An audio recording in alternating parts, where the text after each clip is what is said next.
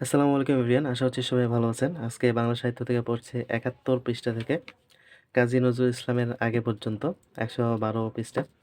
এর মাঝে কিছু কবি ছিল যেগুলো খুবই গুরুত্বপূর্ণ। ওইগুলা খুব বিস্তারিত পড়ছি, প্লাস এমসিকিউ গুলো ভালো করে পড়ছি। তাছাড়া অন্যান্য কবিদের কিছু বিখ্যাত সাহিত্যকর্মের সাথে এমসিকিউ গুলো দেখার চেষ্টা করছি।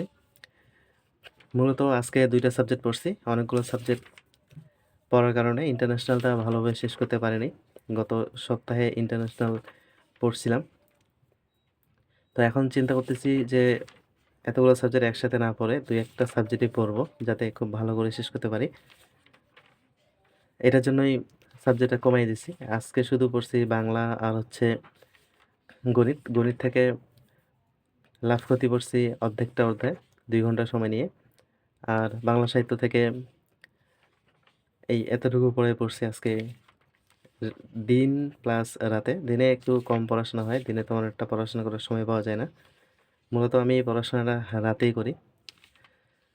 তো এইখানে যেই কবিগুলো কম গুরুত্বপূর্ণ, ওই কবিগুলা থেকেও কিছু গুরুত্বপূর্ণ উপন্যাস, প্রবন্ধ, নাটক দেওয়া থাকে। জাস্ট ওইগুলো পড়ছি। ওই কবিগুলা কিন্তু এত গুরুত্বপূর্ণ না, আর অত বেশি ভালো করে পড়িওনি।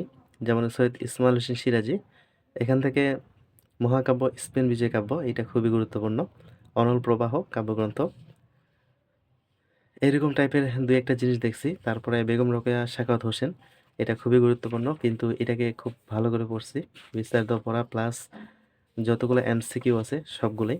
এরকমভাবেই মূলত বাংলা সাহিত্যটা পড়তেছি। আর মাত্র বাংলা সাহিত্যটা বেশি দিন লাগবে না, ২ দিনের মধ্যেই শেষ করতে পারবো যদি এরকম কম সাবজেক্টেই পড়ি। আসলে বেশি সাবজেক্ট পড়তে গেলে একটাও ভালো করে পড়া হয় না। ইন্টারন্যাশনালটা গত সপ্তাহে পড়তেছিলাম, সাথে আরও কয়েকটা সাবজেক্ট। তো ইন্টারন্যাশনালে কয়েকটা টপিক এখনো পড়তে পারিনি। এইজন্য চিন্তা করতেছি যে যা কিছু পড়বো খুব ভালো করে পড়বো। আর সেটা অল্প টপিকের মধ্যে। অনেকগুলো টপিক থাকলে বা অনেকগুলো সাবজেক্ট থাকলে মাথার উপরেও প্রেশার পড়ে, যেটা শেষ করতে না পারলে তখন নিজেরই খারাপ লাগে।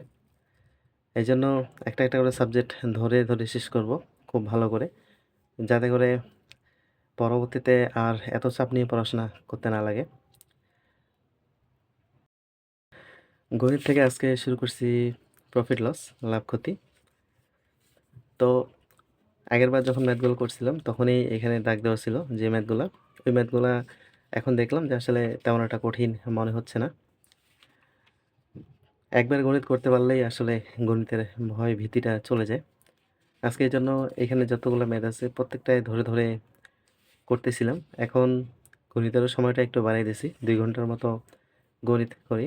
এখন এই ২ ঘন্টার মধ্যে যতটুকু করতে পারবো, একটা চ্যাপ্টার ২ ঘন্টা যদি করি তাহলে মিনিমাম অর্ধেকটা চলে যায় সবগুলো ম্যাথেই যদি করি। তো যেহেতু প্রথমবার রিভিশন দিচ্ছি টোটাল বই, এই জন্য খুব ভালো করে পড়বো।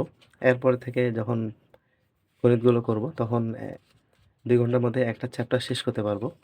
আজকে টাইপ 1 থেকে টাইপ 9 পর্যন্ত পড়ছি। 10 পর্যন্ত শুরু করব আগামীকালকে। তো ২টা করে সাবজেক্ট পড়লে একটু মাথারও প্রেশার কম পড়ে, আর পড়াটাও অনেক সুন্দর হয়। খুবই ক্লিয়ারলি পড়াটা পড়া যায়। এজন্য সাবজেক্টটা কমাই দিছি, যাতে করে খুব দ্রুত সাবজেক্টগুলো শেষ করতে পারি। গণিতটা আস্তে চলবে, কিন্তু আরেকটা যেটা সাবজেক্ট ওইটাতে অনেক পড়ার টাইম পাওয়া যায়। এজন্য ওই সাবজেক্টটা তাড়াতাড়ি শেষ করতে পারবো। একটা সাবজেক্ট খুব ভালো করে একবার যদি রিভিশন দেওয়া যায় তাহলে কিন্তু পরবর্তীতে খুবই সহজ হয়ে যায় কাজটা। যখন খুব দ্রুত রিভিশন দেওয়া লাগে ১-২ দিনের মধ্যে, তখন কাজটা ইজি হয়ে যাবে। তো টাইপ 10 থেকে মাত্র আর কয়েকটা পেজ আছে। ওই পেজগুলা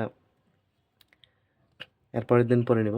তো আজকে এ পর্যন্তই। সবাই ভালো থাকবেন, সুস্থ থাকবেন। আল্লাহ হাফেজ।